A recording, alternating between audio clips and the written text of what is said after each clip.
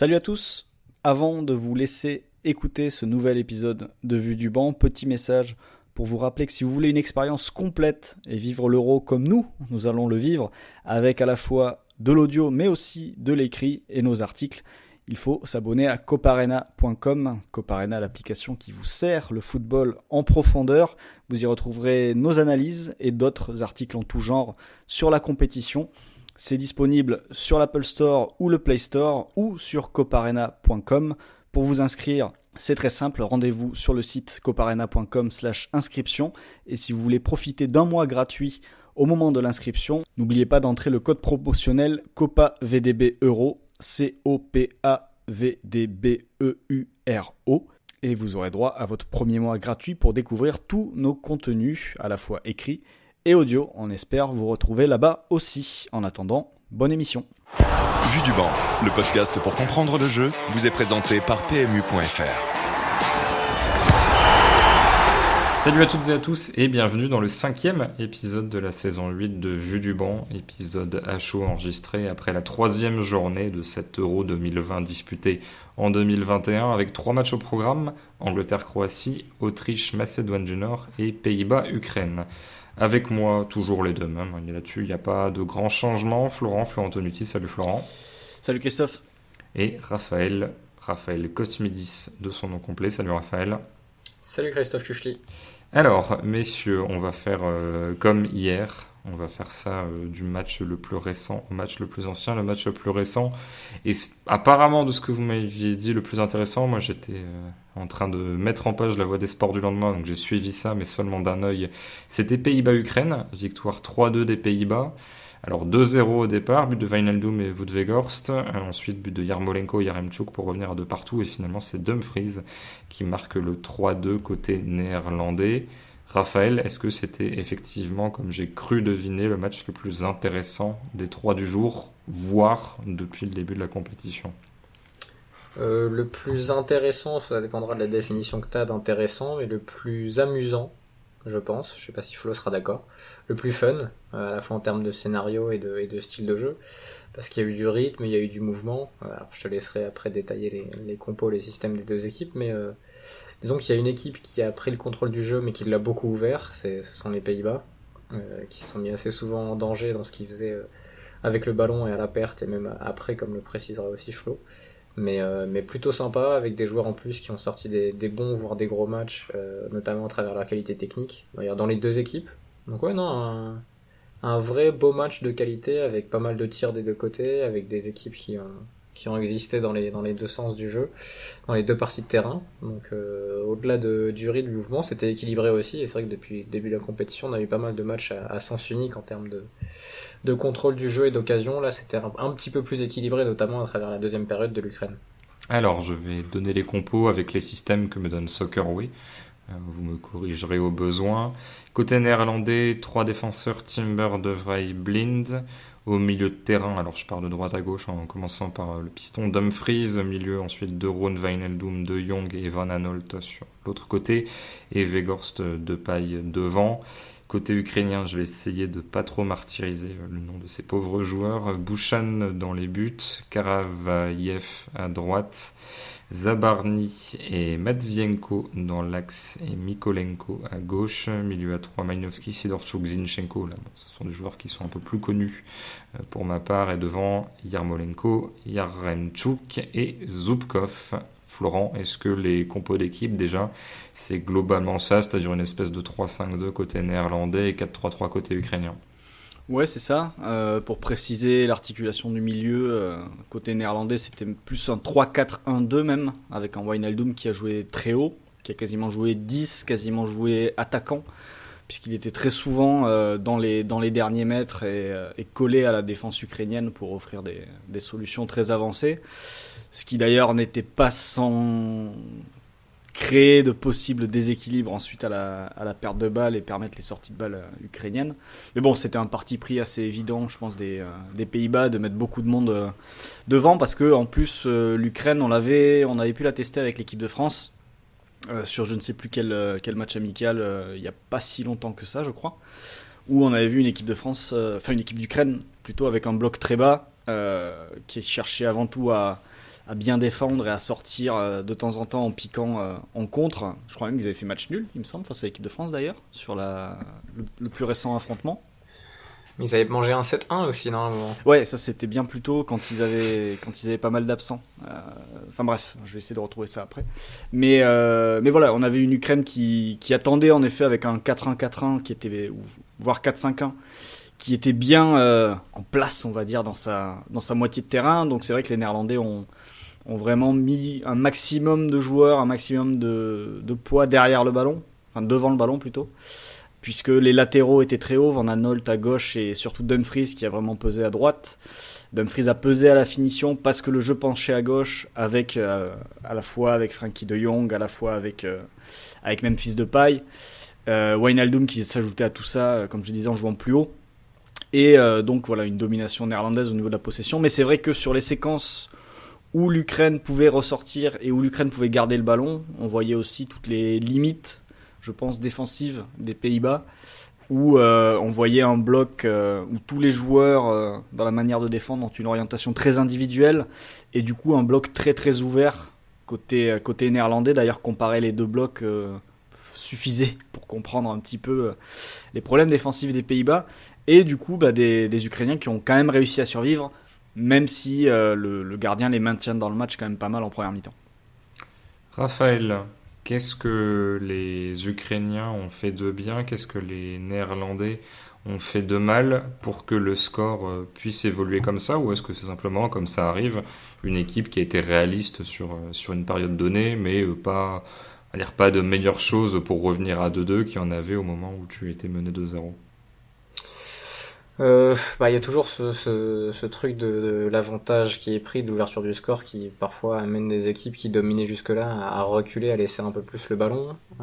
Il y a ce double changement aussi. Alors les Pays-Bas ouvrent le score en deuxième période, 52e Wijnaldum, 58e Weghorst qui met le deuxième, et derrière il y a un double changement du côté de Bourg qui fait sortir Daleblin, qui fait sortir Van Aanholt, qui remplace poste pour poste par Ake et je sais pas comment le prononcer l'autre, Wijnal, je sais pas. Ça commence comme voilà, ça commence comme Wijnaldum, donc sauf qu'il y a un D qui est au mauvais endroit par rapport à Wijnaldum, enfin bref. Qui a été plutôt bon d'ailleurs, peu importe, mais voilà, il y a une espèce de Pays-Bas qui a laissé un petit peu plus le ballon et qui d'ailleurs à ce moment-là du match entre le 2-0 et le moment où ils vont revenir à 3-2 ne tire quasiment plus.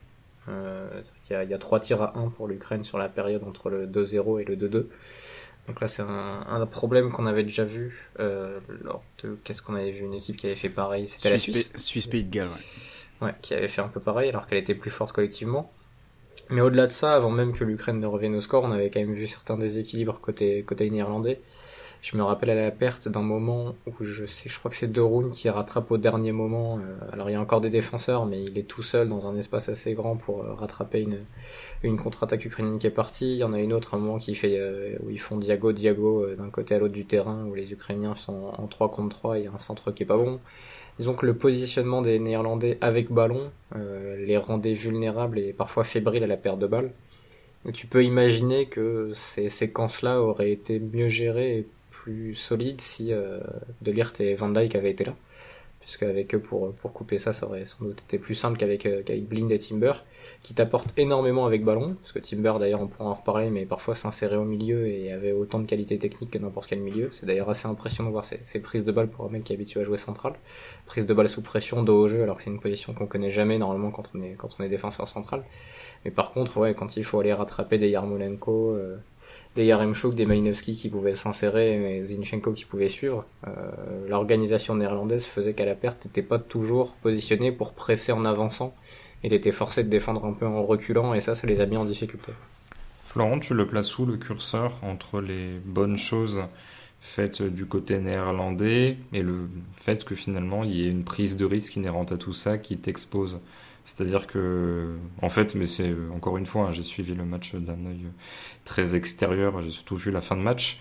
En fait, je me dis, si c'est pas l'Ukraine, mais une meilleure équipe, tes bonnes intentions, tes bonnes choses vont se heurter au fait que tu t'exposes beaucoup trop et que tu vas te faire prendre par naïveté ou autre en transition. Est-ce que tu penses que là-dessus, il y a une marge de progression et que tu peux garder ces bonnes intentions en étant plus solide, ou alors est-ce que les deux vont de pair et du coup tu seras un petit peu dans un jeu très risqué match après match où il faudra être plus réaliste que l'adversaire? Je vais rejoindre un peu ce que dit Raphaël. Si tu récupères Delirte, tu auras un joueur supplémentaire capable de gérer ces situations-là peut-être mieux que les joueurs qui étaient alignés sur ce match. Mais je pense que c'est quelque chose qui est inhérent à cette équipe et qu'elle ne va pas perdre, parce que je pense que si elle le perd, elle peut aussi perdre pas mal de ce qu'elle a fait offensivement de plutôt bien. C'est-à-dire que tout à l'heure, quand j'évoquais ce jeu qui a quand même assez largement penché dans la préparation côté gauche, parce qu'il y a Depay qui pesait dans son demi-espace, parce qu'il y avait De Jong aussi un peu plus bas qui s'aventurait dans cette zone, même s'il montait pas trop, parce qu'il fallait, c'était un de ceux qui essayait d'assurer cet équilibre-là. Mais du coup, voilà, il y avait vraiment, et on l'a vu plusieurs fois, et d'ailleurs c'est un peu une dynamique qu'on va retrouver aussi, un circuit qu'on va retrouver aussi lors du match de 18h entre l'Autriche et la Macédoine, c'est la diagonale de la gauche vers la droite. La diagonale de là c'était Depay vers Dumfries par exemple, ou bien de Van Aanholt vers Dumfries. Et c'est vrai que par exemple Dumfries a joué très très haut. Il a, avant de marquer son but, il a une énorme balle de but déjà juste avant la mi-temps il me semble, qui doit faire un 0 a priori. Sur une passe sublime de Wijnaldum d'ailleurs. Ouais. Et en fait tu vois par exemple si les Pays-Bas voulaient jouer un peu plus l'équilibre, bon, en effet, tu as une solution. Tu dis à Dumfries de moins monter, de ne pas être à la fermeture au deuxième poteau en tant que latéral. Et si le jeu se passe à gauche, lui, il reste un peu plus bas et il protège un petit peu la couverture. Le problème, c'est que s'il fait ça, je ne sais pas vraiment où les Pays-Bas vont trouver la zone, où vont trouver la solution pour finir leurs actions. Et la profondeur surtout, parce que j'ai vu le profil des attaquants. Ouais, vu le profil des attaquants. Et en plus... il y avait, déjà les Ukrainiens laissaient très peu de profondeur avec leur bloc. Donc le fait que Dumfries soit très haut, c'était une prise de risque, mais c'est une prise de risque qui collait parce que les Ukrainiens étaient très bas et dans la fermeture deuxième poteau, avec leur ligne de 4 seulement, il y avait un potentiel à exploiter. Mais si Dumfries monte pas, il y a des chances que tu te casses les dents jusqu'à peut-être un exploit de Depay, une frappe à mi-distance de Wijnaldum ou quelque chose comme ça, pour essayer de débloquer la situation. Et d'ailleurs, ça aurait pu, hein. Il y a quand même des situations, comme je le disais, il y a Bouchan qui fait quelques arrêts en début de match. Je pense d'ailleurs que c'est le gardien qui a fait le plus d'arrêts depuis le début de la compétition, à mon avis. Il en fait que 4. J'en vois pas d'autres pour l'instant. Peut-être le russe, je ne sais pas. Bref, tout ça pour dire que voilà, la prise de risque, à mon avis, était nécessaire pour pouvoir être dangereux.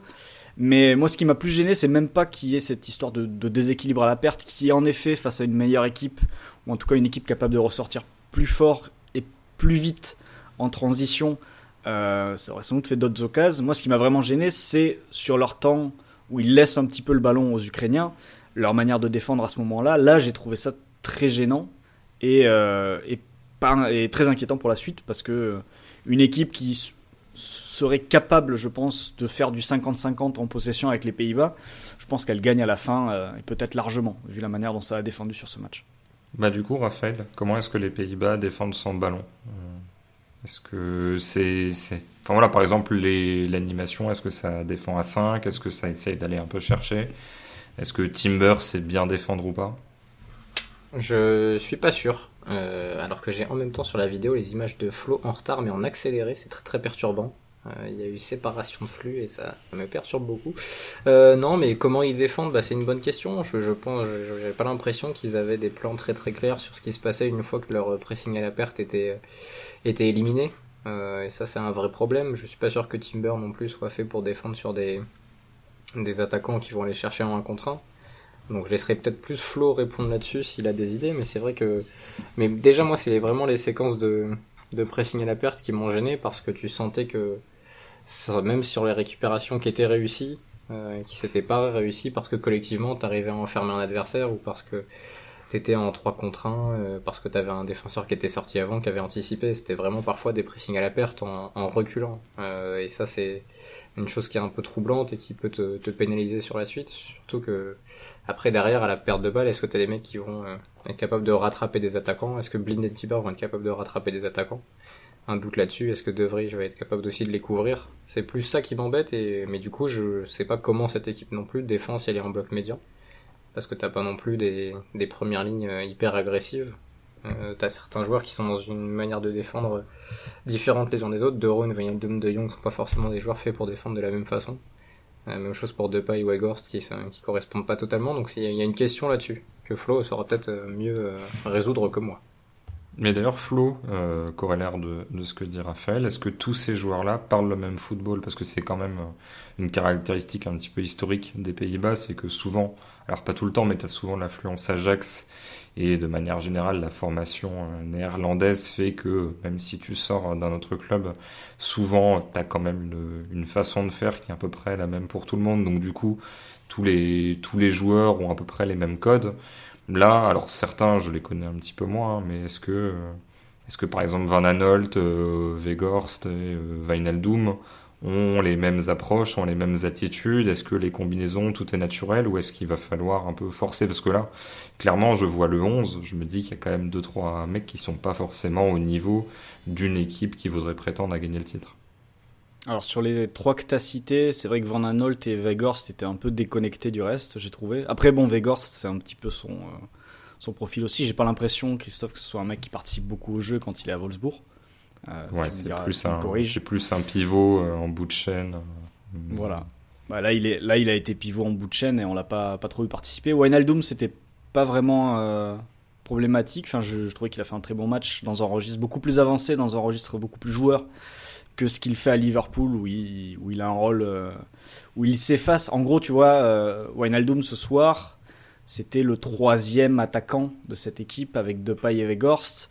Et donc, il a fait un match d'attaquant, de finisseur, de joueur très attiré par le but, très attiré par la surface.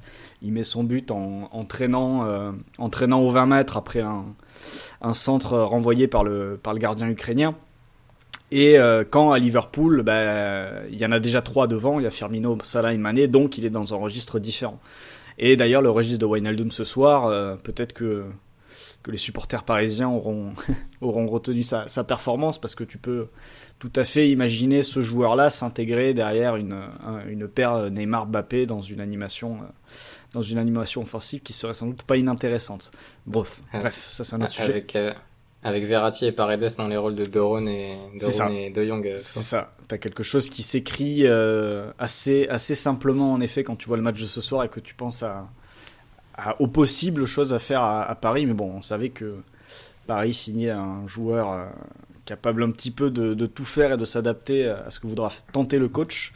Donc, mais c'est vrai que ouais, ce soir, comme tu dis, tu mets Paredes, Verratti dans les rôles des deux milieux, tu mets Wijnaldum, tu penses à Neymar en Depay, et bon, Mbappé fera autre chose que Weghorst, mais t'as un 2-1-2 dans le cœur du jeu qui est plutôt intéressant à imaginer.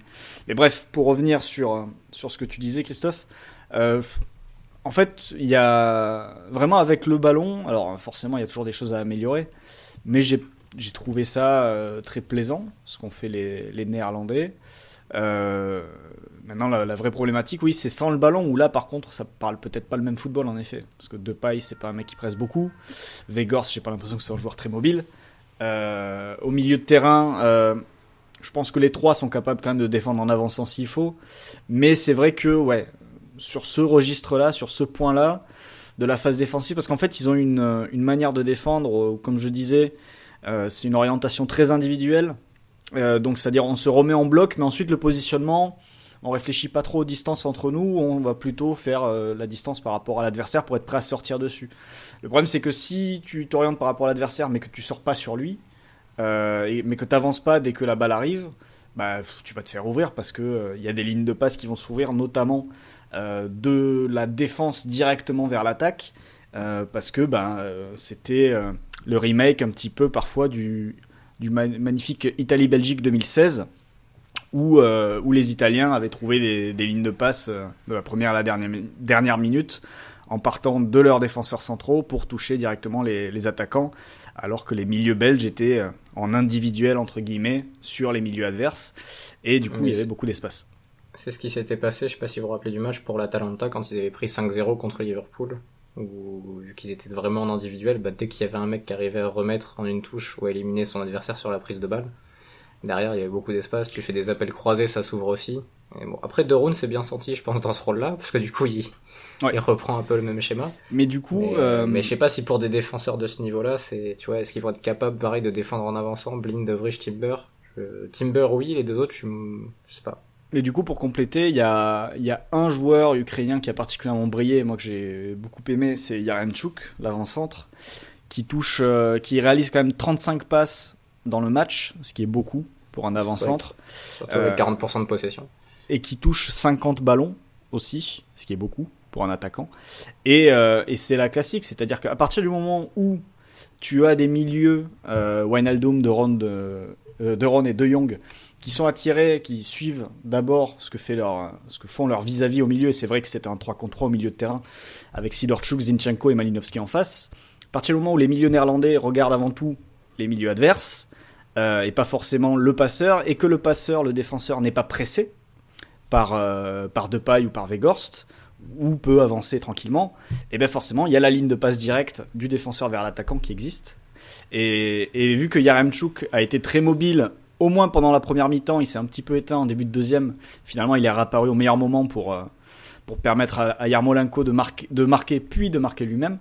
Mais voilà, le fait que cette ligne de passe existe, c'était totalement lié aussi à la manière de défendre des Néerlandais. Ça nous a permis au moins de voir un match très sympathique, parce que d'un côté comme de l'autre, en fait, il y avait des arguments pour mettre en difficulté l'adversaire.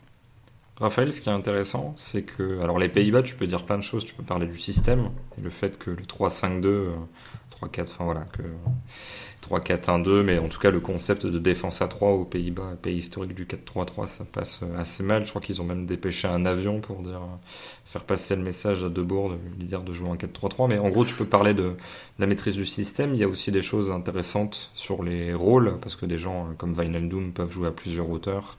Alors de Roon moins, mais de Jong oui, de Pipe faire pas mal de choses. Et puis t'as aussi, je vais pas dire des incertitudes, mais des gens qu'on connaît pas forcément.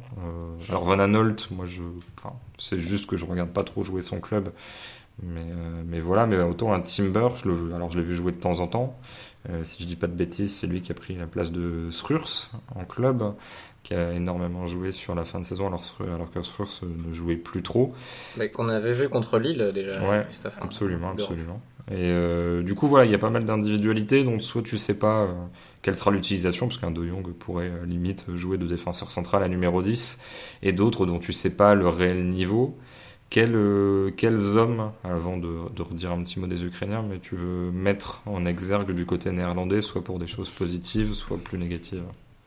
Déjà, collectivement, pour rejoindre un peu ce que disait Flo, et je le laisserai hocher la tête pour voir s'il est d'accord ou pas, mais on parle souvent de blocs, de systèmes, de principes de jeu, mais ce qui a été plaisant chez les Pays-Bas et sur ce match, c'est aussi la qualité technique tout simplement de pas mal de mecs, quoi. C'est de voir qu'un Timber qui joue la centrale, et je pense techniquement plus fort que pas mal de milieux qu'on voit sur cet Euro. Il est vraiment très bon, que De Jong a eu beaucoup de liberté, beaucoup de responsabilité, que je pense aussi que ça peut donner des idées quand même au Barça sur le long terme pour le responsabiliser quand Busquets et compagnie vont laisser la main, parce que là il était dans le même rôle et dans la même zone qu'avec l'Ajax en fait. C'est-à-dire qu'il était dans les deux du milieu et axe gauche, dans la zone Toni Kroos, et c'est toujours là que c'est le plus intéressant de le voir. Depay aussi techniquement c'est fort, alors Dumfries dans un autre registre, un peu plus sur la vitesse, mais a apporté pas mal de choses, et c'est ça dans un premier temps qui était sympathique côté Pays-Bas. Après, les hommes que je retiendrai, il y aurait évidemment De Jong, évidemment Wijnaldum, on peut reparler de sa passe pour Dumfries en début de match là, qui est vraiment magnifique et qui masque jusqu'au bout et qui a été bon entre les lignes. Mais ouais, De Jong dans la maîtrise du jeu, ce qu'il a été capable de faire techniquement, les prises de balles sous pression pour derrière casser une ligne et trouver un joueur libre. Il a fait, je pense qu'avec lui et alors Wijnaldum a été très bon, hein, mais Modric chez lui, je trouve sur le plan technique aujourd'hui, on parlera après de l'Angleterre-Croatie, mais ont été vraiment les meilleurs, j'estime. Et tu sens quand même un espèce de gap entre la plupart des mecs sur le terrain et eux, dans la sérénité, dans ce qu'ils sont capables de faire vers l'avant, dans le fait de conduire le ballon, de le porter, sans avoir peur, en étant toujours serein. Et c'est ça quand même qui démarque un peu ces joueurs-là. Je pense qu'il faudra vraiment qu'on reparle de Modric tout à l'heure, malgré la défaite croate. Voilà, c'est le mec que je retiendrai, même si je disais j'ai bien aimé Wijndal, je sais pas comment faut dire, le latéral gauche, c'est toujours pas, qui était pas mal et peut-être pas moins fort que Van Aanholt sur ce qu'il a fait, mais bon. Et Timber très très fan dans l'idée aussi, à voir quand il devra défendre sur des attaquants peut-être plus costauds, parce que là il a eu la chance de pas être du côté du terrain où il y avait Yarmolenko ou Malinowski, donc ça a été un peu plus simple pour lui. Bon, la phase de poule risque pas forcément de l'embêter, mais si derrière, en huitième ou en quart, ça tombe sur un Mbappé, par exemple, dans sa zone, je suis curieux de voir comment il défendrait. Florent, même question sur les individualités. Alors, tu peux me pas reparler de Yaremchuk si tu veux. À noter, je l'ai pas dit tout à l'heure parce que j'ai mentionné les 11 de départ, mais que Zubkov sort au bout de 13 minutes, remplacé par Marlos, lui-même remplacé à l'heure de jeu. Il me semble que c'est le 3e depuis le début de l'Euro. Il y a eu Cherichev et je crois qu'il y en a eu un autre aussi, il me semble, qui rentre et qui ressort. J'ai peut-être une bêtise, mais rien que le fait qu'il y en ait deux, c'est assez amusant. En plus, ils sortent pas la 85e, quoi, sortir à l'heure de jeu. C'est assez étonnant, mais voilà. Donc ça, c'est aussi une individualité qui a peut-être pu se mettre en évidence. L'ami Marlos et ses cheveux poivre et sel. Qu'est-ce que tu veux nous mettre en exergue sur ce match? Non, bah, Yaremchuk qui a été très bon dans le registre de l'attaquant pivot, très mobile en plus pour un pivot.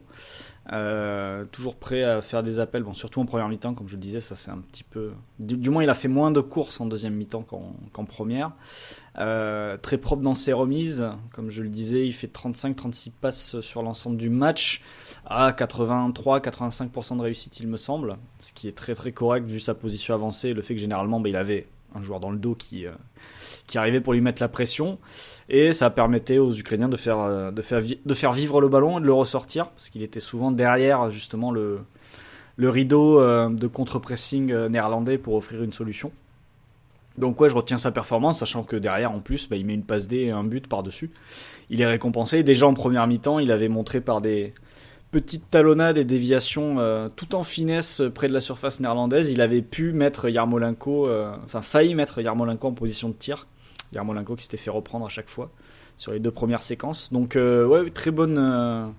Alors c'est pas une découverte parce que c'est un joueur qui a déjà brillé avec la Gantoise pendant la saison et d'ailleurs les saisons précédentes avec, comme Julien nous le disait, Jonathan David et Laurent Depoitre à l'époque, un merveilleux trio d'attaque. Donc ouais, très très très très bon match de sa part, et il fait partie, oui, peut-être de ces joueurs qui vont profiter de cet Euro pour passer peut-être une deuxième vitesse ou une troisième vitesse dans leur carrière. On parlait d'Embolo hier après le match de la Suisse. Lui peut être un autre joueur à suivre de près, au moins sur le reste de la phase de poule. Raphaël, pour boucler un petit mot sur l'Ukraine, est-ce que cette équipe a de bonnes chances de se qualifier pour le tour suivant? Quel est le potentiel réel, à la fois sur le plan individuel et sur le plan collectif? J'ai l'impression que c'est déjà beaucoup plus intéressant que la Russie, par exemple, sans vouloir faire rejoindre un petit peu ces deux nations liées sur le plan géopolitique, hein, mais on connaît pas forcément tous les joueurs. Mais alors je sais pas ce que vaut la défense, tu me diras peut-être, parce que la défense russe c'est compliqué, mais sur l'animation offensive, il y a déjà beaucoup plus de choses. Je vais avoir une analyse groundbreaking, vraiment, ils ont plus de bons joueurs.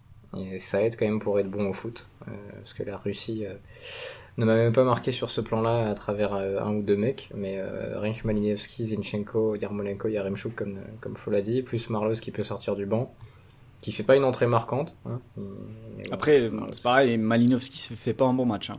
Vraiment pas un bon match, à mon avis. Enfin, ouais, non, bien sûr, mais bon, tu sais qu'il est quand même capable de sortir des perfs que les Russes ne sont pas capables de sortir. Puis il claque quand même un beau coup de pied arrêté. Ouais, ça sauve entre guillemets son match, parce que sinon, moi il m'a beaucoup plus énervé qu'autre chose sur l'ensemble de la rencontre, Malinowski. Oui, après c'est le genre de mec qui, disons que les mauvais matchs de Malinowski sont beaucoup plus énervants que les mauvais matchs de Young, par exemple, tu vois.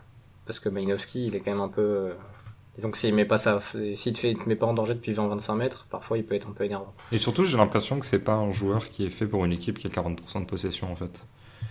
De par son jeu, quand l'Atalanta domine, en fait, il peut avoir 70% de déchets, les 30%, ça sera 8 actions, où il sera intéressant. Alors que là, quand t'as pas trop la balle, finalement, les 30% intéressants, c'est une action dans le match, ou deux.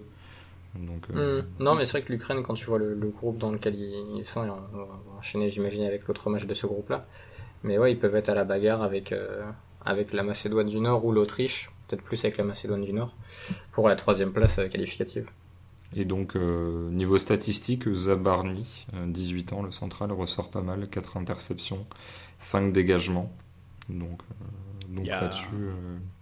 Maxime Brigand, je crois, m'avait dit par message qu'il était assez client du joueur. Il y a, si tu veux parler statistiques, il y a Zinchenko qui ressort pas mal aussi. Alors que pareil, je l'avais trouvé. Enfin, le milieu ukrainien m'a pas fasciné sur ce match. Mais Zinchenko, sur le plan stats, sort quand même avec un 8 sur 8 en termes de tacle dans l'entrejeu. Ce qui est pas mal niveau volume et activité. Voilà. Parce que tu vois, le Malinois nous a saoulés, mais il est quand même à 3 passes clés. Et il n'y en a aucun autre Ukrainien qui est à 2. Donc, il y a rien sur coup de pied arrêté. Ouais, tu vois, mais rien que sa qualité sur coup de pied arrêté, quand même, elle peut te faire basculer des matchs comme ça assez serrés. Ça les relance sur ce match, c'est sûr. Ou même sur des centres, tu vois, avec Yaremchuk, ça peut aller. Deuxième match, et effectivement, c'est le match du même groupe que je vais me remettre sous les yeux. Un match entre une équipe dont je porte actuellement le maillot. Alors ma caméra est à moitié décédée, donc je suis sur la webcam de l'ordinateur. Les gens qui verront les quelques vidéos qu'on relaiera ne pourront pas voir l'entièreté de ce superbe maillot avec une espèce de soleil au milieu. Mais est-ce que tu peux nous montrer le flocage dans le dos, Christophe ? Alors non, parce que ça m'obligerait à faire une manœuvre me tournant et du coup on ne m'entendrait plus parler, mais c'est un flocage Enis Bardi, la pépite, alors que Florent a son beau maillot avec le col, le maillot de la Real Sociedad. Ouais, vainqueur de la Coupe d'Espagne. Absolument. C'est le maillot de la finale en effet. Donc on floqué David Silva, mais je peux pas le montrer non plus. Donc on est sur une jolie thématique. Donc comme je disais, victoire de la Macédoine du Nord, pas du tout, défaite de la Macédoine du Nord 3-1 face à l'Autriche. Je me suis totalement emballé. À noter que quand tu vas avec ce maillot à la Voix du Nord, tu as beaucoup de remarques sur le fait que ça puisse être un maillot détourné du RC Lens. Ah oui. Donc voilà, des buts de Leiner qui ouvre le score à la 18e, égalisation de Pandev à la 28e, deux buts qu'on n'a, je pense, jamais revus puisque le réalisateur était en vacances. Et ensuite, Gregoric à la 78e et Arnautovic à la 89e offrent la victoire à l'Autriche. Avant de donner les compos, Florent, c'était mon match, pas parce que j'ai des actions chez ces deux équipes, mais c'était le match qui m'intéressait le plus et sans faux intérêt. Honnêtement, j'étais vraiment très intéressé par ce match-là.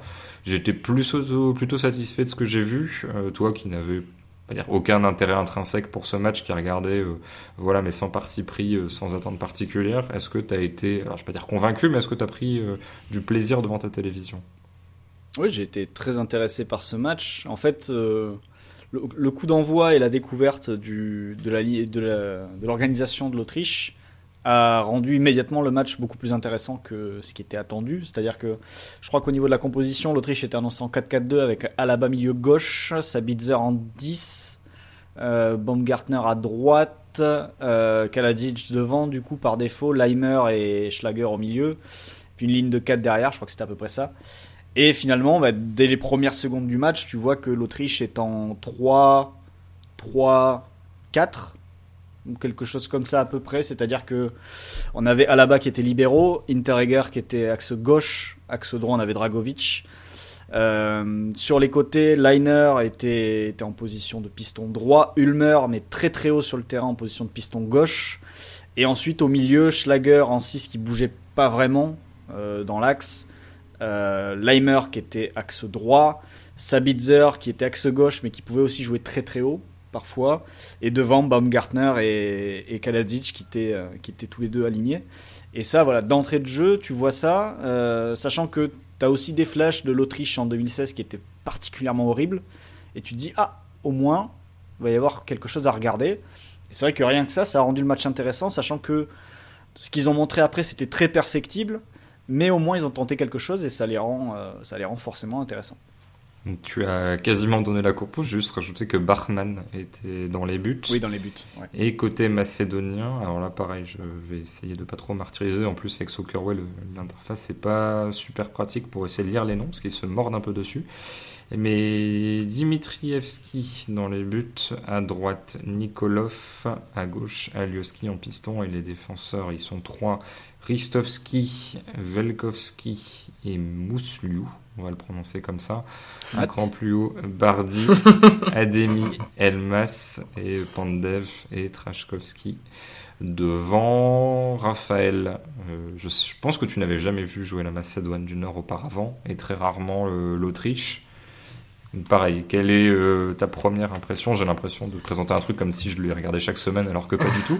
Mais mine de rien, je me sentais quand même un petit peu impliqué. Je me disais, si c'est vraiment pourri, j'ai un peu trop survendu le truc, je vais me faire insulter. Qu'est-ce que voilà, premier sentiment quand tu vois le rapport de force, les intentions des deux côtés, l'intensité? Premier sentiment, c'est que j'en ai marre de Leimer et Leiner qui ont deux noms différents à une lettre près, qui jouent dans la même équipe, qui sont tous les deux autrichiens, parce que pendant des années, je n'ai pas su qui était qui. Et qui courent partout, en plus, les deux. Oui, après ça, j'ai l'impression que c'est un délire d'Autrichien, ça. Ouais. Et, On va en le premier sentiment que j'ai sur l'ensemble du match, et surtout sur l'Autriche, c'est que Flo a parlé des flashs de 2016. Et en fait, sur certaines séquences de l'Autriche, je sais pas si vous serez d'accord ou pas, mais j'ai vu le Leipzig de Nagelsmann ou le Hoffenheim de Nagelsmann. Je trouvais qu'il y avait beaucoup de similarités dans le rôle des centraux, dans les capacités à aller fixer balle au pied, les passes très verticales, en essayant dès que possible de trouver un joueur en soutien. Par exemple, ça allait chercher Baumgartner ou Kalajic de haut jeu, ça remettait en une touche pour Leimer, pour Sabitzer, et on trouvait un des pistons, ou alors on repartait dans la profondeur. En tout cas, il y avait beaucoup d'idées entre les lignes.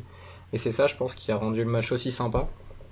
C'est qu'on a senti une Autriche pleine de bonnes intentions et de pieds pour le faire. À la Bayern, Terreger sont capables de le faire. Dragovic peut-être un peu moins, mais c'était hyper intéressant. Alors t'as évidemment ce but là, qui est, je pense, pour l'instant le but du tournoi. Qui est le renversement de Sabitzer. À la fois joli collectivement et individuellement, parce que la finition de Leiner est pas trop mal non plus. J'ai cru qu'il allait finir en Cardona. Il a été un peu plus sobre que ça. mais c'était sympa. Non, mais franchement, moi, il y a beaucoup de Nagelsmann, je trouve, dans cette équipe. C'est un peu logique, vu qu'il y a certains de ces joueurs-là qui ont connu ou qui connaissent Nagelsmann encore. Par exemple, Sabitzer. Mais il y en a d'autres qui ont dû passer par Leipzig ou un moment ou un autre. Je sais plus, les Autrichiens, vu qu'ils ont quasiment tous fait Red Bull, s'ils sont pas passés avec Nagelsmann, ils sont passés avec un autre qui a des idées qui ressemblent. Mais vraiment, je trouve que tu parlais dans un épisode précédent, Christophe, je sais plus quel jour, de l'influence que pouvait avoir l'école Red Bull sur les performances de la sélection autrichienne. Et en termes d'idées, je trouve que là, on l'a quand même senti, ce mélange Red Bull et Nagelsmann. Et c'était vraiment agréable. Dans l'ensemble, c'était une belle journée de football, hein, et la performance de l'Autriche y a joué beaucoup. Et je pense clairement, par exemple, que Ulmer, qui a 35 ans, son style de jeu, et peut-être juste pas sa carrière, parce qu'il est à Salzbourg depuis très longtemps, mais je pense que si Red Bull n'a pas cette idée de jeu à Salzbourg, il joue pas comme ça en fait. C'est-à-dire qu'il y en a qui ont été façonnés d'une certaine façon, mais peut-être que ils avaient déjà ce côté-là en eux. Leimer notamment, surnommé le Messi du pressing par Julien Maumont, parce qu'il écrase, quand il joue, parce que là cette année il n'a pas du tout joué, il a été blessé toute la saison, mais il écrase les statistiques de pressing avec une certaine marge. Mais je pense qu'il y en a qui ont été effectivement pas mal transformés dans leur jeu, même Leiner qui a quand même explosé relativement tard, et qui est un joueur qu'on aime beaucoup, et je me souviens que c'est lui que je conseillais entre guillemets si Paris devait prendre un latéral 3 en début de saison. On était même vers Flo tombé sur ce nom-là sans se concerter.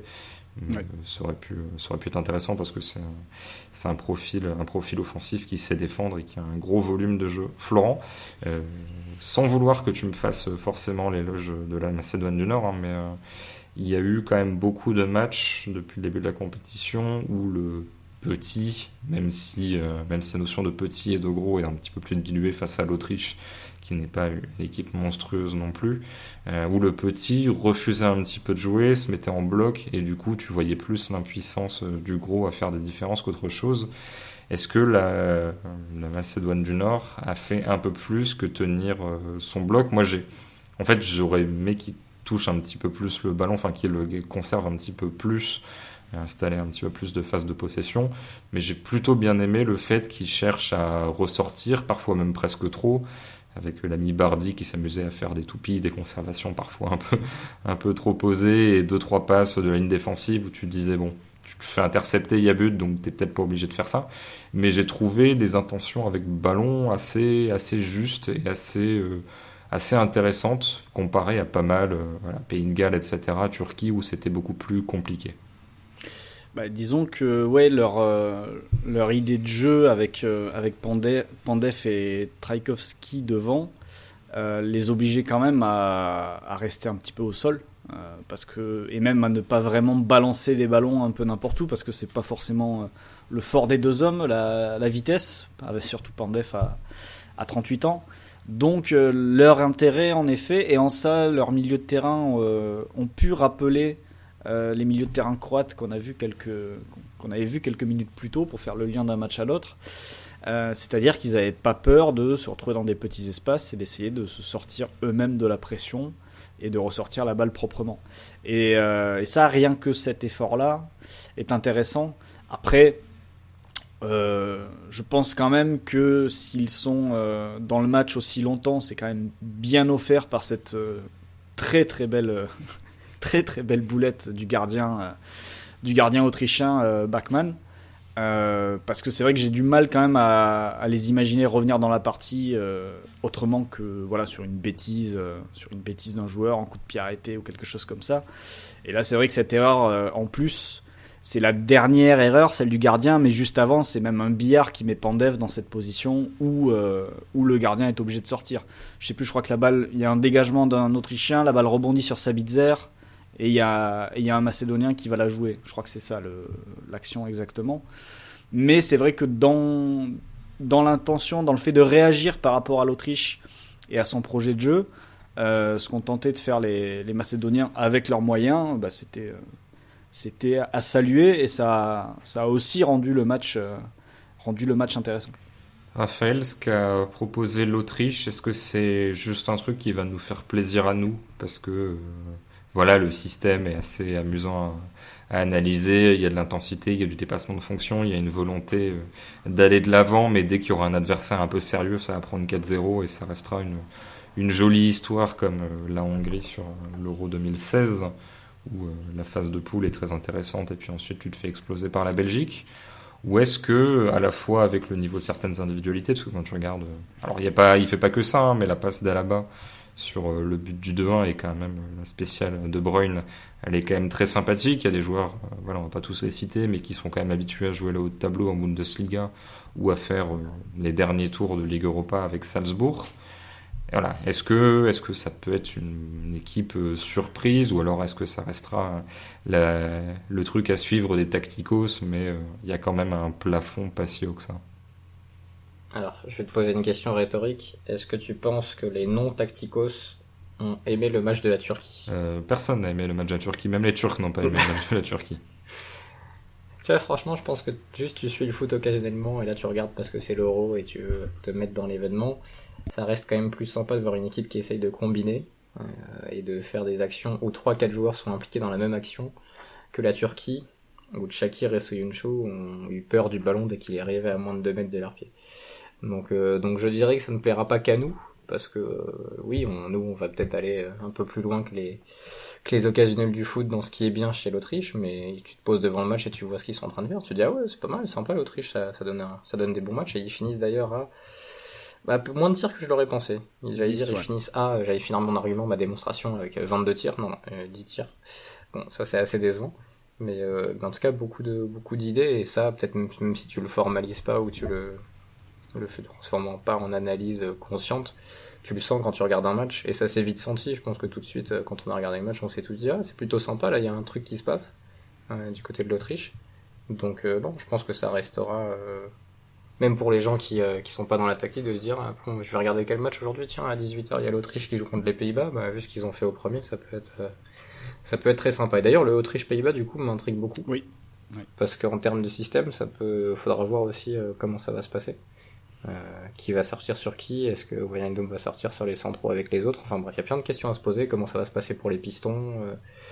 Est-ce que Leimer va faire une spéciale De Jong et le prendre en marquage individuel et l'agresser tout le temps? Le Messi du pressing. Voilà, rien que tu vois, juste là, le Autriche-Pays-Bas me hype. J'ai l'impression que Flo aussi. Non, il Flo, parce que les duels de pistons et les duels dans l'entrejeu, Leimer, Sabitzer, Schlager, par exemple. Bon, Raphaël a répondu sans répondre à ma question, qui était de savoir est-ce que l'Autriche avait vraiment un grand potentiel. Mais voilà, je pense que ça peut finir à 2-2 sans souci. Ou alors ça basculera sur un 3-0 d'un côté ou de l'autre. Je pense malgré tout qu'un De Jong et un Wijnaldum peuvent se sortir, je vais pas dire facilement, mais peuvent se sortir assez régulièrement d'un pressing intense. Mais en tout cas, ils seront testés. Il y aura un vrai bras de fer. Ça sera pas juste allez-y, attaquez, on vous regarde et on essaye de vous prendre en transition. Tu vois, par exemple, là, le match de l'Autriche, en effet, il y a que 10 tirs.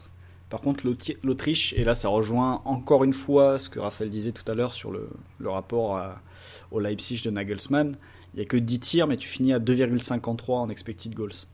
Donc t'as 4 grosses occasions, mais quand je dis grosses occasions, c'est des très grosses occasions.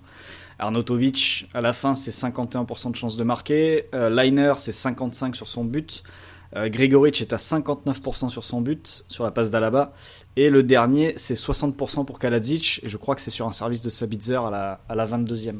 Donc avec voilà. 10 tirs, tu fais plus que les 25 de l'Italie, c'est ça, Flo ? C'est ça, je crois que c'est ça, ouais, en effet. J'ai plus tous les expected goals en tête, mais ou en tout cas tu fais aussi bien, quoi. Ouais. Ça me paraît assez certain. Donc ça déjà c'est un point intéressant. Je pense d'ailleurs que l'Autriche est l'équipe qui s'est créé le plus de grosses occasions du coup sur 90 minutes, il me semble.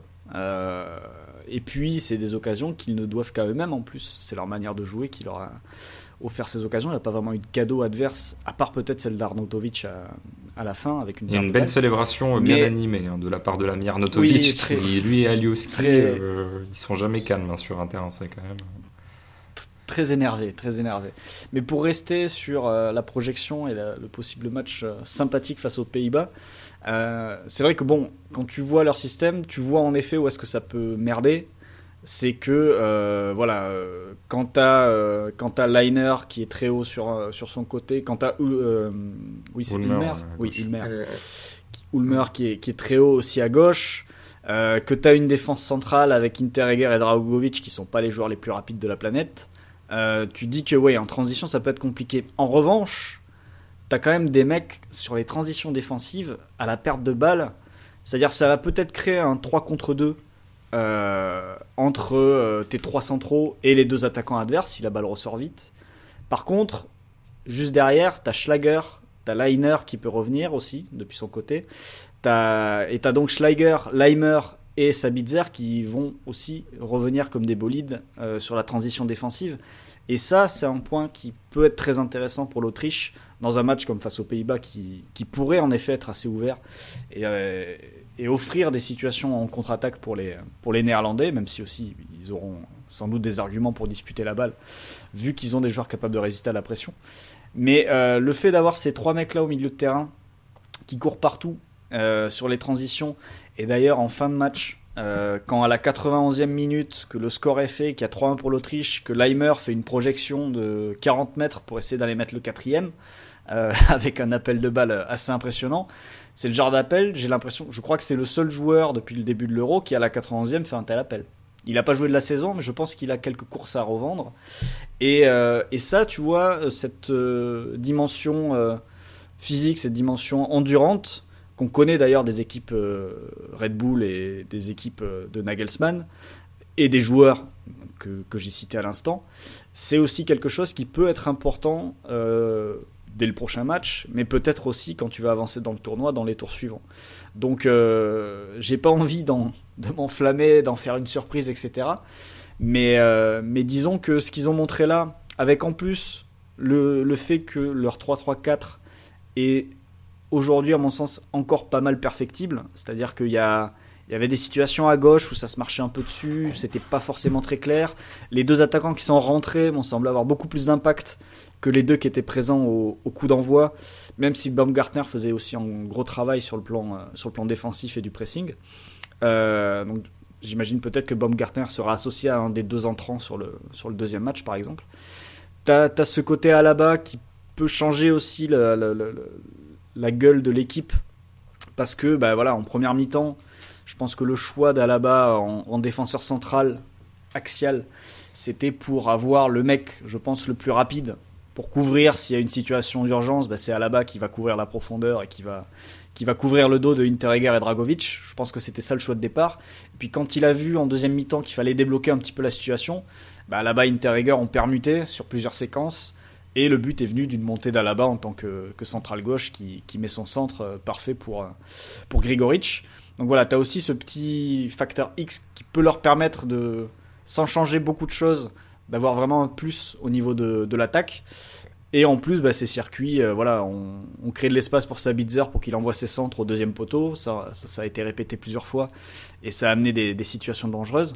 Enfin bref, il y a quand même pas mal d'ingrédients qui font de l'Autriche, avec en plus la possible forme physique supérieure de certains joueurs et endurance surtout des milieux de terrain, qui font que faudra pas les prendre à la légère, je pense, s'ils franchissent les tours, même si... Vas-y.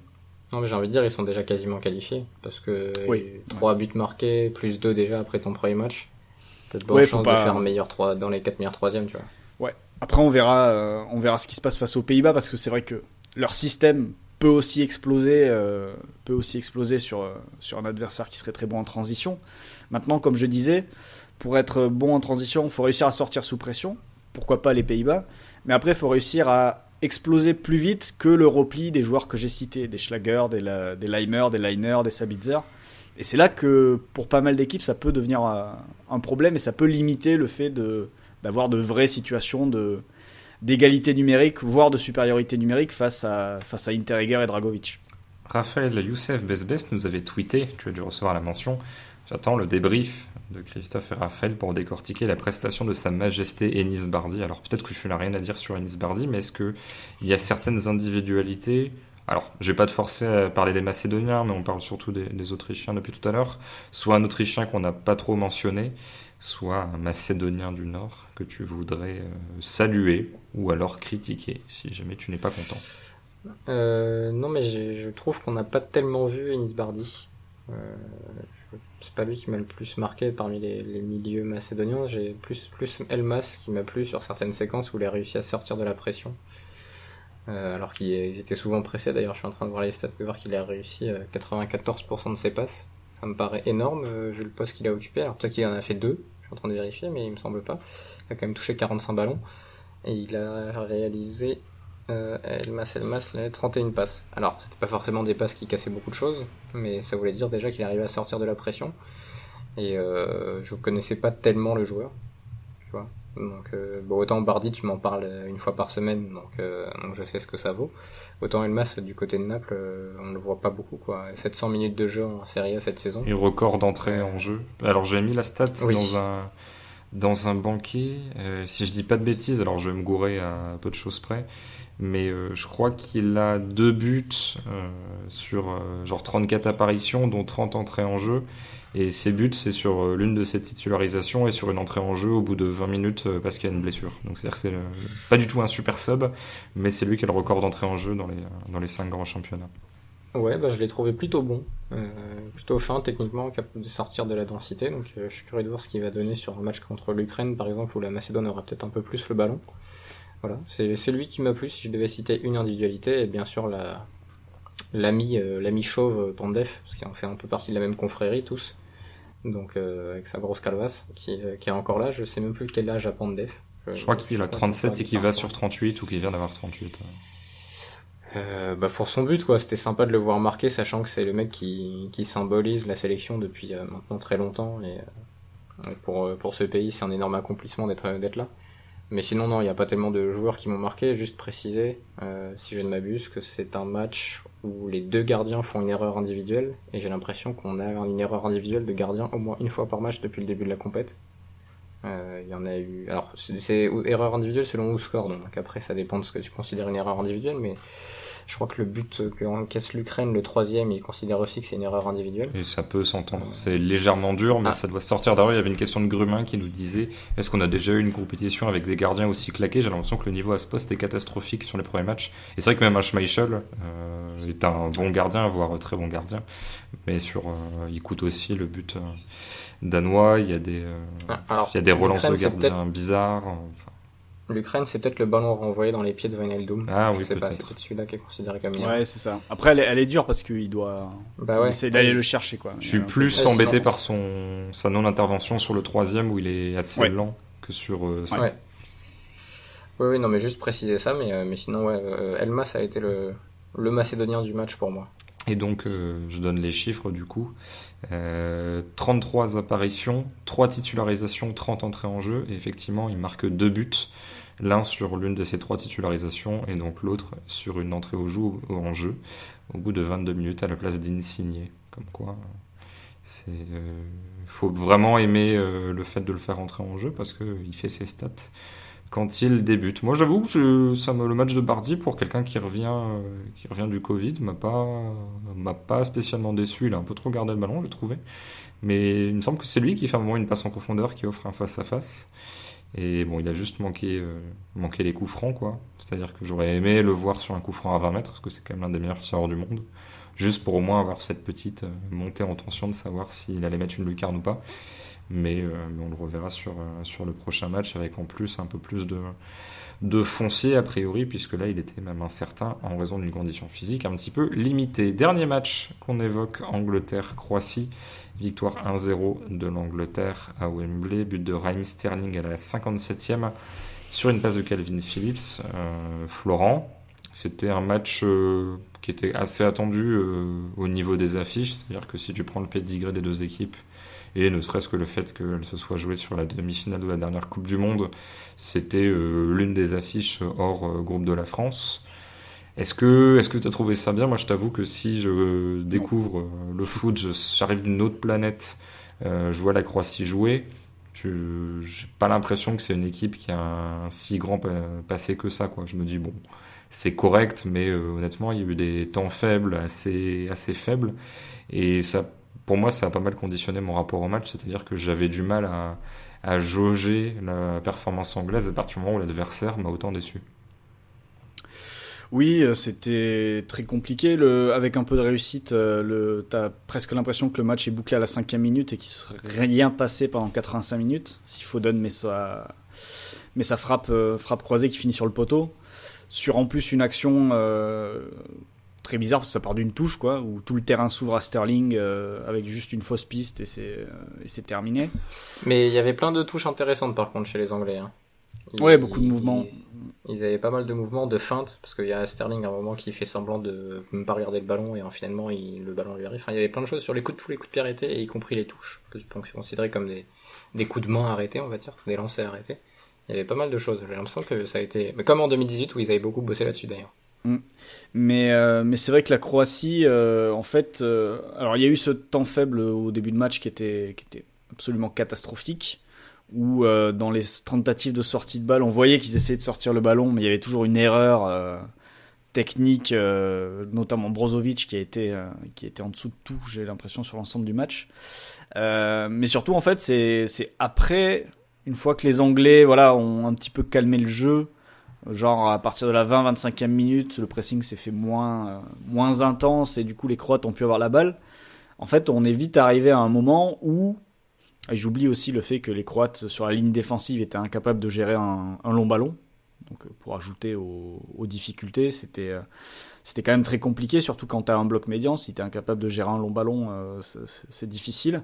Et les Anglais auraient dû sanctionner ça aussi plus tôt en première mi-temps, avec un peu plus de sang-froid à la fin et de réussite. Bref, pour rester sur la Croatie avec la balle... Tu voyais que, en effet, Raphaël l'évoquait rapidement tout à l'heure, que Modric pouvait tenir la balle et n'avait pas peur dans des petits espaces de la garder jusqu'à trouver une solution. Kovacic pouvait faire pareil aussi, avec un côté moins vertical, mais plus latéral, mais qui permettait aussi de faire vivre le ballon. Mais, moi je me suis vite dit, mais comment ils vont marquer en fait ? Comment ils vont avoir une occasion ? Parce que quand ça arrivait dans les 30 derniers mètres, il n'y avait rien. À part un centre de Versailles-Co, peut-être un déboulé de Guardiola lancé par Perisic, mais je voyais décemment, parce qu'en plus, en cas de centre, il n'y avait personne à la retomber, et l'Angleterre n'a pas du tout été mise en difficulté dans son dernier tiers, en fait. Je crois que la Croatie finit à 0-2, 0-3 en termes d'expected goals, et en effet, ils m'ont... Alors, pour ceux qui auront écouté la saison 7 de Vue du Banc, on avait un petit peu évoqué le fait du Stade Rennais, cette équipe sous Stéphane qui aimait beaucoup tenir la balle, qui avait des milieux capables de la garder tranquillement, mais qui n'avaient aucune force de percussion dans le dernier tiers et qui finalement peinaient à marquer des buts. Et en fait, la Croatie m'a un petit peu fait penser à ça, c'est-à-dire au Stade Rennais de Julien Stéphan quand ça n'allait plus. Voilà. Sachant qu'en plus, la défense était moins solide. Donc... Compo d'équipe, côté anglais, Pickford dans les buts, défense à 4, Walker, Stones, Mings, Trippier, milieu à 3, Phillips, Rice, Mount, alors même si bon, ça, Je lis Soccer, ouais. Mount, c'était un petit peu différent. Foden, Kane, Sterling devant. Alors, j'ai pas regardé la hitmap de Kane, mais à mon avis, il est pas du tout en offre, parce que des fois, il dézonnait vraiment très très loin. Livakovic dans les buts côté croate. Versalco, le meilleur ami de Florent, latéral droit. Vida, Caleta-Char dans l'axe. Et Gvardiol, je sais pas, on dirait vraiment que Guardiola écrit en latin, en vieux. Ouais, c'est ça. Le truc avec le V à la place du U et pas de A. C'est assez bizarre. Latéral gauche, alors qu'il me semble que c'est plutôt un central. Modric, Brozovic, Kovacic au milieu et Kramaric, Rebic, Perisic devant. Raphaël, qu'est-ce qui t'intéresse sur ce match? Je t'avoue que pendant 25 minutes, je me dis ah putain l'Angleterre, alors que je comprenais pas du tout la compo. Trippier à gauche, même Sancho qui est en tribune, Grealish en tribune, alors que t'as 2 gardiens sur le banc. Enfin vraiment, je me dis Southgate est totalement bourré. Et franchement, pendant 25 minutes, je fais ah mais c'est trop bien en fait. Mount, les orientations, les prises de balles, Foden aussi. Et la suite m'a tellement blasé qu'au final, limite, ce que je retiens de ce match-là, c'est la dernière demi-heure où tu te dis, mais la Croatie est au courant que, en fait, elle est menée et qu'il faut marquer. Pourquoi elle ne met pas de rythme? Qu'est-ce qui se passe? Donc c'est un sentiment assez ambivalent où ça avait, par certains aspects, j'ai l'impression, une gueule de match amical, en fait. Alors c'est peut-être un début de tournoi, une préparation différée, j'en sais rien. Mais c'est assez étonnant, j'ai l'impression. Tu vois, sur la fin de match, je pense pas que ce soit le cas. Hein. Je pense vraiment que le coach croate veut revenir parce qu'il parfois il pétait les plombs sur certaines. Bah, j'imagine quand même, mais c'était mal limité quoi. Enfin. Mais est-ce que le format de la compète te pousse pas à accepter des défaites 1-0 sur ton premier match, surtout quand t'es dans ce groupe-là? Parce que tu peux imaginer que les autres équipes vont prendre plus qu'un 1-0 contre l'Angleterre. Et que la différence de but peut faire la différence après. C'est pour ça que je me dis qu'il y a peut-être des fins de match sur ce premier match qui vont pas être, tu vois. Après, j'ai un bémol là-dessus pour la Croatie, c'est que face aux Tchèques, alors on va voir les Tchèques, hein, mais aussi face à l'Écosse, cette Croatie-là, comment elle manœuvre un bloc bas? Avec quel joueur? Qui va faire des différences face à un bloc bas? Que déjà, t'as plus Mandzukic dans la surface. Alors, est-ce que peut-être que Perisic, qui avait largement atteint son seuil de compétence pour des 1 contre 1 face à Walker, contre le latéral droit écossais, peut-être que ça sera encore valable. Mais franchement, la forme qu'il a montrée sur ce match-là, je sais pas. Ça reste en suspens. Et en termes d'intensité, si les Tchèques sont à la hauteur de leur réputation, au niveau intensité, ils risquent de se faire un petit peu rentrer dedans. Par contre, ils auront peut-être un peu de profondeur. Peut-être que Rebic, face au Tchèque, peut faire quelque chose. Mais c'est vrai que ce que j'allais dire. Perdre 1-0 face aux Anglais, bon, pourquoi pas, c'est pas infamant. Mais cette équipe-là, avec ce qu'elle a montré, je suis pas sûr qu'elle prenne non plus énormément de points sur les 2 autres matchs, quoi. Sachant que Perisic est plus vraiment un ailier, hein. En club, c'est plus régulièrement un piston. Et il faut vraiment bien l'aimer. Alors après, c'est pas un mauvais joueur du tout, hein, mais il faut bien l'aimer pour l'aligner à tout prix en tant qu'ailier, alors que tu peux avoir d'autres solutions, des Brekalo, des Vlasic. Enfin voilà, sur le plan offensif, c'est pas des superstars, hein, mais t'as quand même moyen de changer l'articulation des 3 de devant. Après Perisic, je pense que c'est dans le top 5 des mecs dont je comprends pas la carrière. Tu la lis de façon linéaire, tu te dis, mais. Le mec, à un moment, il est titulaire au Bayern, après, il va à l'Inter, il est plus calculé, et à un moment, il était à Sochaux, il était pas exceptionnel, enfin.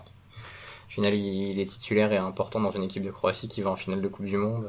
Je suis un peu perdu par rapport à ce mec. Je sais pas savoir, je suis pas capable de savoir si Perisic est un bon joueur, un très bon joueur, ou un joueur qui a été bon dans certains moments de sa carrière et ça a suffi à tenir longtemps, tu vois. Je pense pas que ce soit un très bon joueur, hein, moi. Enfin, très bon au sens niveau où il était en Coupe du Monde, par exemple. Après, il y a un autre truc et après, on parlera un peu de l'Angleterre, je pense, parce que la Croatie, on aura le temps d'en reparler, je pense, sur les autres matchs. Mais c'est le coaching de Dalic, où j'ai pas vraiment compris, notamment la sortie de Kovacic. Alors oui, j'aime beaucoup Mateo Kovacic, et c'est vrai qu'il sort tard, il sort à la 85e. Mais en fait, quand tu vois le match, j'ai l'impression que le gars, alors Brozovic n'était pas bon du tout, comme je l'ai dit. D'ailleurs, c'est lui qui a la pire note du match sur WhoScored. Il a perdu tous les ballons faciles que lui donnaient Kovacic et Modric, c'était assez énervant. Ouais, ça devait être énervant pour les autres, oui, d'ailleurs. Et alors qu'en plus, c'était quelqu'un qui gueulait souvent sur ses partenaires, d'ailleurs, quand il en avait l'occasion. Mais tout ça pour dire que avec Modric, Brozovic, Kovacic, sur le papier, au milieu de terrain, tu peux rivaliser avec ce que tu as en face, en termes de qualité technique, etc. Et les deux autres l'ont plutôt montré. Comme je disais, c'est surtout derrière où on ne savait pas vraiment pourquoi on allait dans les 30 derniers mètres. Mais en fait, Dalic, avec son coaching, il a dépeuplé totalement son milieu de terrain. Ce qui fait qu'en fin de match, il y a une séquence qui restait en tête parce qu'elle m'a marqué. C'est que tu avais 5 Croates quasiment dans leur camp, dont Modric qui du coup avait reculé parce qu'il n'y avait plus personne dans cette zone du terrain. Modric qui démarre 10 et qui n'a fait que reculer au fil du match. Et en fait, ça finit, je crois, sur un long ballon de Kaleta Tsar. Et en fait, donc la caméra de Wembley passe des défenseurs jusqu'à la ligne d'attaque. Et tu vois qu'un seul mec qui a fait un appel en profondeur.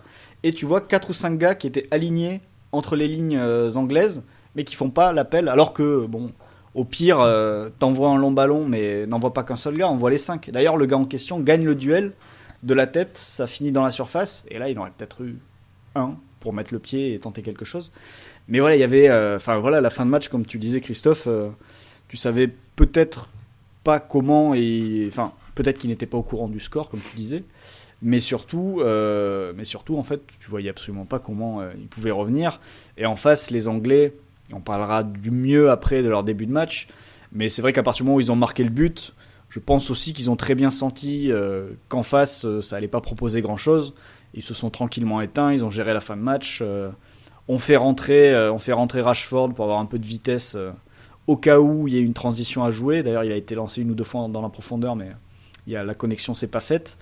Mais les Anglais n'ont pas forcé. D'ailleurs, les deux équipes terminent à 8 tirs de part et d'autre.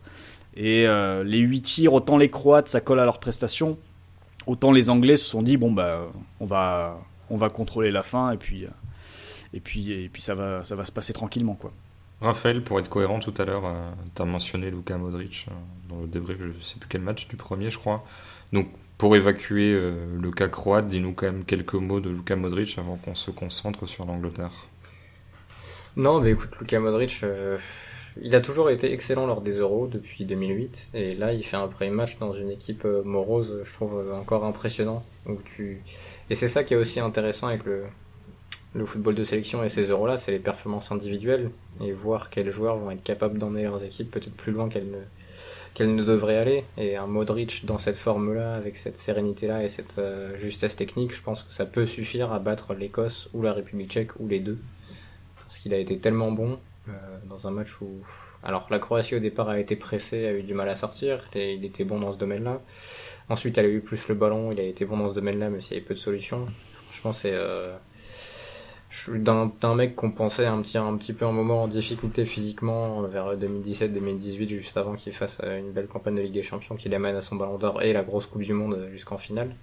C'est assez impressionnant, quoi. C'est à cet âge-là, franchement, ça me fait pas regretter du coup de l'avoir placé aussi haut dans les 120 à l'époque. Et c'est aussi pour des joueurs comme ça que ces grandes compètes-là entrent dans l'histoire et que maintenant on l'oublie un peu parce qu'on regarde les matchs tous les week-ends et finalement on suit beaucoup plus le football que ne pouvaient le faire les gens il y a 20 ans quand ils voyaient les joueurs 10 fois par saison et après 3-4 fois pendant l'été sur les grosses compètes. Mais je pense que si t'es un enfant par exemple et que tu regardes Modric finalement une fois tous les 2 ans, une fois tous les 4 ans, parce que c'est les matchs qui passent, pour le coup pas celui-là, mais les matchs qui passent en clair, tu te dis ouais, Modric quel joueur, c'est un truc de fou, c'est un truc, et il le confirme à chaque fois et je suis vraiment impressionné par lui. C'est le je trouve, Flo a parlé de Kovacic, c'est vrai qu'il a été bon, mais Modric prend une dimension un peu plus importante à chaque grande compétition et je sais pas s'il y a beaucoup de milieux qui ont été aussi constants sur toutes les grandes compètes de leurs équipes, sachant que 2012 la Croatie peut éliminer l'Espagne et c'est en grande partie sur une grosse paire de Modric et c'est cette passe de l'extérieur du pied que Rakitic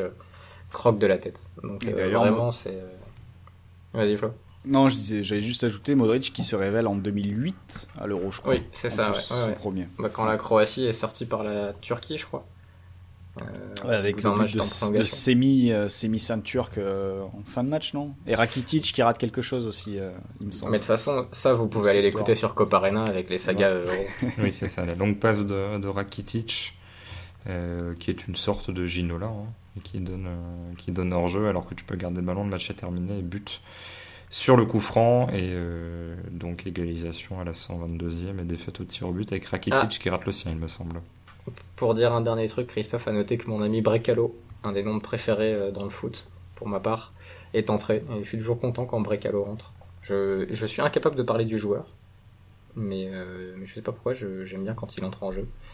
Avec Pasalic aussi, l'ami Pasalic, qui marque que des buts en mode Wijnaldum avec l'Atalanta, qui est entré mais qui a pas eu une seule occasion, je crois. Donc le banc croate est pas non plus exceptionnel. Hein. Quand Flo parlait des solutions dans la surface ou dans les 30 derniers mètres, je suis en train de regarder, il y a peu de monde qui se détache vraiment. La disparition de Marco Piazza, petit ange parti trop tôt, a fait beaucoup de mal. Ah, et si Bradaric ne joue pas parce que c'est Gvardiol qui joue, ça montre quand même qu'il y a peu de monde sur les côté croate. Et d'ailleurs Domagoj Vida, la légende, est encore là, qui lui aussi je ne comprends pas. Je pensais qu'il avait perdu ses cheveux, il les a encore, ses cheveux longs là. Je sais pas si c'est des vrais, des faux. Après il a joué en Turquie, hein, donc. Ah, c'est vrai. Il a dû croiser Lionel Chamoulo. Donc je suis un peu. Après, je pensais à la gestion de la profondeur et je m'étais dit, et si Lovren était là, est-ce que ça aurait été mieux ou pire? Je me suis posé la question et je n'ai toujours pas de réponse. Je pense que tu pouvais quand même difficilement faire pire pour le coup sur le début de match, sur leur manière de gérer notamment les longs ballons de Trippier. À noter que normalement le latéral gauche c'est Borna Barišić qui était blessé, d'où c'est le besoin de bricoler. Moi, rien que la présence de Bradaric en sélection m'amuse beaucoup. Florent, ils n'ont pas le besoin de Brekalo.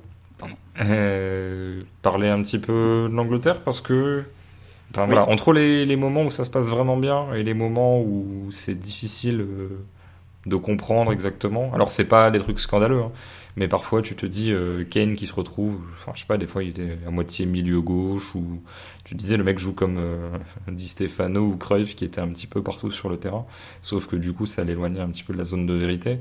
Donc c'est à dire que j'ai vu des choses intéressantes. Maintenant bon, Trippier en faux pied à gauche, je sais pas trop. Phillips, moi j'ai plutôt bien aimé le fait qu'il puisse mettre de l'intensité au pressing. C'est lui aussi qui fait la passe décisive, alors même si je comprends pas du tout l'attitude croate sur le but, parce que ça ouvre vraiment l'espace sans raison.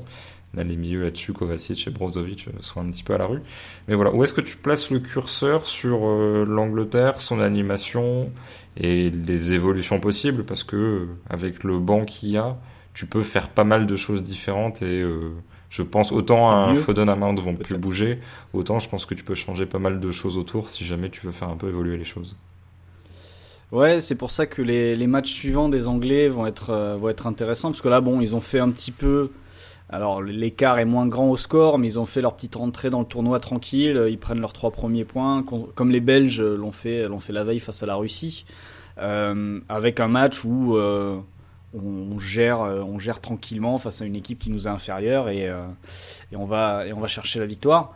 Après, il y a un début de match très fort où ça met beaucoup d'intensité, ça met du pressing, ça joue dans le dos des Croates, ça joue bien dans le dos des Croates avec les appels de Sterling notamment sur le côté gauche. Ça fait mal, mais ça convertit pas. Et c'est vrai que à partir du moment où tu es sorti de ce premier temps fort, auquel d'ailleurs, en plus pour évoquer le côté gauche, qui fonctionnait quand même très bien, t'avais Trippier pour mettre des longs ballons, t'avais Sterling qui pouvait décrocher et qui mettait un petit peu le bordel au milieu de terrain, et il y avait Mount qui s'ajoutait un petit peu à ce trio qui fonctionnait bien, avec Rice qui restait en couverture, Phillips qui était un milieu un peu plus avancé, et puis Foden aile droite et Kane en pointe. Mais c'est vrai que une fois sorti de cette première séquence de match où il y a de l'intensité, etc., quand le match s'est un petit peu éteint et que les Croates ont commencé un petit peu à mettre le pied sur la balle, là il n'y a pas vraiment eu de deuxième souffle en fait côté anglais, et le deuxième souffle n'est finalement intervenu qu'en début de deuxième mi-temps quasiment, avec un but qui arrive un petit peu, c'est vrai comme tu le disais Christophe, sur une action où les Croates ouvrent vraiment en grand la porte. Mais j'ai pas l'impression qu'on ait revécu ce quart d'heure, ces 20 premières minutes où les Anglais sont vraiment dominateurs. Et là, il peut se poser la question du choix des hommes, en effet. Il peut aussi se poser la question de l'état physique de tous ces joueurs-là et de leur capacité à maintenir ce niveau d'intensité sur la durée. Donc voilà, pas mal de questions quand même au-delà de l'équipe, parce que je ne serais pas surpris que lors du match 2, il y ait quand même beaucoup de joueurs qui changent et que Southgate passe peut-être son premier tour à tester des choses et trouver la formule qui va lui permettre d'aller le plus loin ensuite sur la phase à élimination directe. Mais c'est vrai que voilà, si c'est pour faire uniquement 20 très grosses minutes en début de match, faut espérer marquer, parce que contre une équipe un peu plus talentueuse que la Croatie, peut-être que sur les 20 suivantes, t'en prends un, et puis derrière, tu cours après le score, et c'est plus tout le même match, et tu peux te retrouver en difficulté. Donc voilà, déjà très intrigué par les choix de départ, parce que la compo a intrigué tout le monde. Et derrière, voilà, après ce premier gros quart d'heure de jeu, voilà, il n'y a pas eu de but marqué, et puis je vais pas dire que le match s'est équilibré, parce que les Croates pouvaient rien faire, enfin n'arrivaient à rien, n'arrivaient pas à être dangereux. Mais les Anglais n'ont pas proposé non plus grand-chose passé ces 20 premières minutes, quoi. Du moins, c'est mon point de vue. Raphaël, le mot de la fin pour toi sur ce match, je te laisse. Déjà ? Ouais, on est déjà à 1h10 d'émission, même un petit peu plus. Ouais, non, mais c'est vrai qu'on a fait long sur les deux premiers.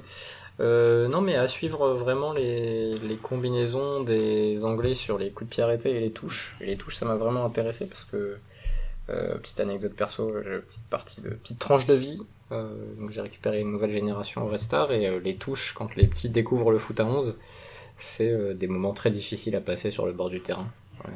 Ça demande du temps, déjà pour le geste de faire la touche, qui est pas maîtrisé. C'est parfois difficile à passer en Ligue 1, les touches. Oui, non, bien sûr. Mais... Si on regarde vraiment ces phases de jeu en détail, le nombre de ballons perdus sur des remises en jeu en première division, mais c'est ce que. Mais d'ailleurs, Wenger demandait à changer la règle sur les touches parce que les touches étaient plus souvent perdues que gagnées. Je sais plus ce qu'il avait demandé, peut-être qu'elle se joue au pied. Ouais, c'est ça. Je sais plus, il y avait un truc. Je crois que c'était ça, ouais. Après la touche, je comprends l'idée derrière, mais les touches, ça fait partie quand même du foot, et c'est aussi un des trucs qui peut être utile. Enfin, c'est aussi ce qui motive le pressing, d'utiliser la ligne de touche et de se dire, on emmène en touche, et même si c'est pour l'adversaire, on peut la récupérer vite. Donc ça m'a plu de voir une équipe qui bosse à ce point et qui combine à ce point sur les touches avec des feintes. Il y avait Michael Calais, qui est, je sais plus s'il bosse pour Stade Bombe ou s'il a bossé pour Stade Bombe, en tout cas qui est très calé en termes d'analyse et de stats, qui disait que ça ressemblait un peu à des systèmes en basket, et c'est vrai que ça ressemblait un peu à ça, avec des mecs qui allaient faire des feintes pour d'autres, qui allaient ouvrir des pistes, faire des fausses pistes, qui allaient faire semblant de pas être dans l'action, puis au dernier moment faire un appel contre appel pour recevoir le ballon. Ça c'était plutôt sympa, je suis curieux de voir comment ça va se passer. Et j'ai un autre point, et c'est plus une question pour vous. C'est où est Calvin Phillips aujourd'hui en 2021 s'il y a 2 ans Bielsa ne reprend pas Leeds, parce que je suis pas sûr que le mec était destiné à jouer en première ligue dans les 2 ans, et 2 être en sélection anglaise. Je me pose vraiment du coup la question de l'apport que peut avoir un coach sur un joueur. Enfin, on sait très bien que les coachs sont pas des magiciens, mais là Calvin Phillips, il y a 2 ans, quand les gens parlaient de Leeds, personne parlait de Calvin Phillips, quoi. Et même dans le jeu, sur les matchs qu'on avait vus au début, c'était pas non plus un mec que tu voyais. Enfin, c'était pas de Jude Bellingham, quoi, qui à 16 ans était coté et qui, tu savais que on allait parler de lui un moment. Donc, dans le meilleur des cas, il est en Championship, je pense. Ouais, peut-être en bas de Première Ligue, peut-être dans la rotation d'une équipe de bas de Première Ligue, tu vois, je sais pas. Ouais, je sais même pas si c'était aussi un des talents principaux de Leeds, le Yorkshire Zizou, pour reprendre le hashtag qui existait sur sa passe décisive, après sa passe décisive, puisqu'il a... Christophe, je te laisse donner la statistique. Il a égalé Zinedine Zidane sur les passes décisives en Euro, sur un Euro en carrière. Voilà. Mais Christophe a une érection en ce moment. On m'a transmis cette statistique, hein. Je ne l'avais pas trouvée moi-même. C'est l'avantage de ma situation, c'est que maintenant je reçois les statistiques qui m'arrangent. Mais tu peux aussi ajouter à Phillips, pour l'effet Bielsa, tu peux aussi ajouter Ben White, qui est dans les 26, il me semble. Oui. Ouais, mais tu vois, sur le profil central gaucher capable de relancer, déjà tu te dis c'est plus propice à l'évolution, puis il me semble qu'il est un peu plus jeune quand même, je sais pas, d'1 an ou 2. Même de 3, je crois. Que Phillips, tu vois. Ben White, je l'ai là. Ben White, il a 23 ans. Et Phillips, je crois... 26, non ? À 25. Ouais, 25. 25. Il va avoir 26, ouais, c'est ça. Donc tu vois le profil du central gaucher qui peut relancer, je pense que tu l'aurais vu, t'aurais fini par le voir. Calvin Phillips qui était un milieu travailleur de première ligue et qui là se projette et fait passe D en phase finale d'Euro, ça me semble incroyable comme trajectoire et je crois qu'il y a un article sur The Athletic qui est sorti sur le boulot qui a été fait avec lui par le staff. Je crois que je vais m'empresser de le lire parce que c'est une des évolutions les plus impressionnantes en 2 ans. Même au début de saison de Première Ligue, je ne pensais pas qu'il finirait en sélection anglaise, mais encore moins titulaire.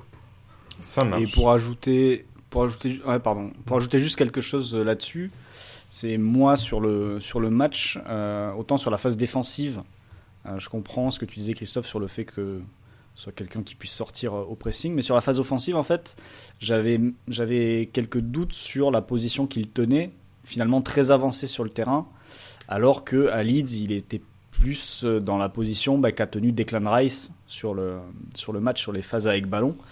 Et finalement, il fait une très très belle action sur le but, donc il m'a fait ravaler ma salive et il fait un très très bon match. Mais là aussi, sur ce match-là, je l'attendais pas aussi haut. Et finalement, il a réussi à être influent et décisif. Il peut même marquer en début de match. C'est lui, il met une reprise en sortie de coup de pied arrêté ou quelque chose comme ça.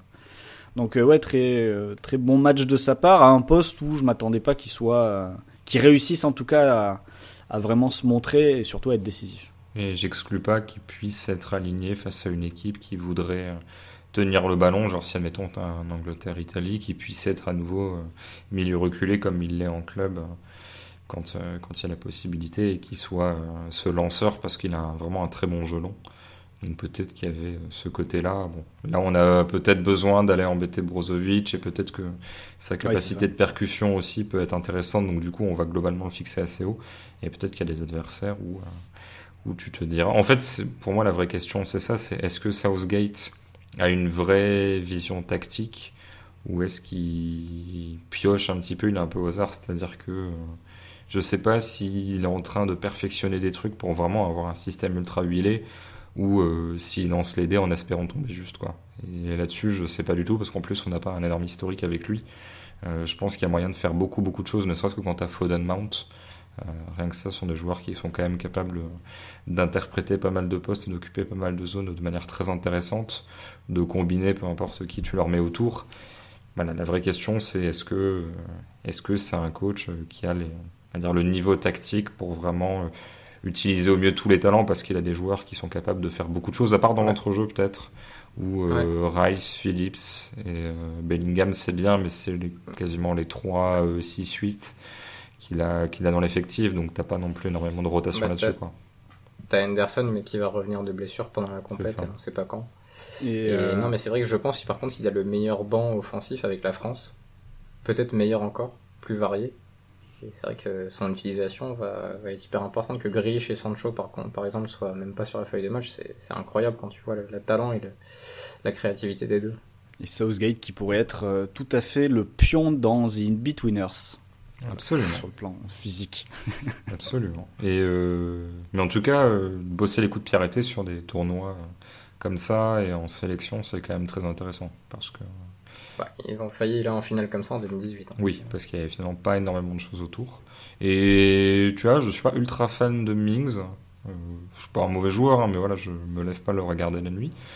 Ça tombe bien, il joue le jour. Mais Stones Mings avec Walker Trippier sur les côtés, faudra quand même, même si je suis pas sûr que Trippier reste aligné forcément côté gauche, mais c'est pas mal, c'est costaud, c'est pas...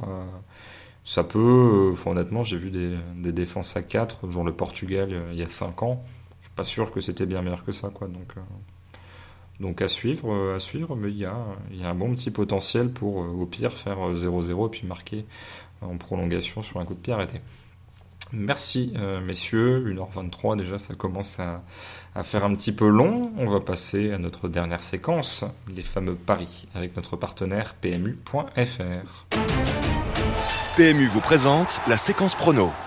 Les paris, où je suis très content d'animer parce que mes résultats sont en berne, on va pas se le cacher. La seule bonne vision que j'avais eue, c'est Flo qui me l'a volé. C'est de l'opportunisme, il n'y a pas de souci. Il n'était pas hors jeu, donc il a poussé la balle dans le but. Je m'attribue une passe décisive morale, mais bon, là j'ai encore fait un 0 sur 2 sur les matchs du jour. Alors que j'ai envie d'éternuer, c'est très compliqué. C'est bon, c'est parti. On ne fait jamais de montage quasiment, donc du coup, il faut toujours être bon. C'est comme si c'était du direct. Les paris ou Flo, j'ai peur que tu aies fait 0 sur 2 aussi, sans vouloir. Oui, mais comme Maguire, dont je n'étais absolument pas au courant de l'état de santé, n'a pas joué, bah ce pari-là, oui, c'est 0 sur 1 du coup. Du coup, c'est 0 sur 1, ouais, le but de Kaladzic, qui n'était pas loin de Liner, sur son but, sur le renversement, mais qui était un peu court.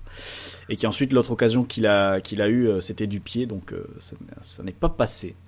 Tes paris, le premier, c'est le Pologne-Slovaquie de demain. Je n'ai même pas regardé le calendrier, c'est peut-être 15h? Non, je ne sais pas.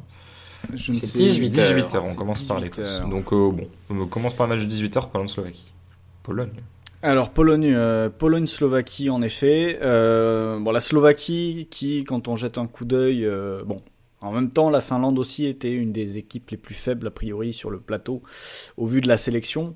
La Slovaquie doit pas en être très loin parce qu'il y a vraiment pas grand monde. Il y a Hamšík qui est toujours là, mais au-delà de ça il y a aussi Ubocan qui est toujours là. Donc il y a les deux facettes. La Slovaquie, je suis pas sûr que ce soit une équipe qui puisse rivaliser avec grand monde, et je suis pas sûr que la défense centrale slovaque soit capable de rivaliser avec Robert Lewandowski.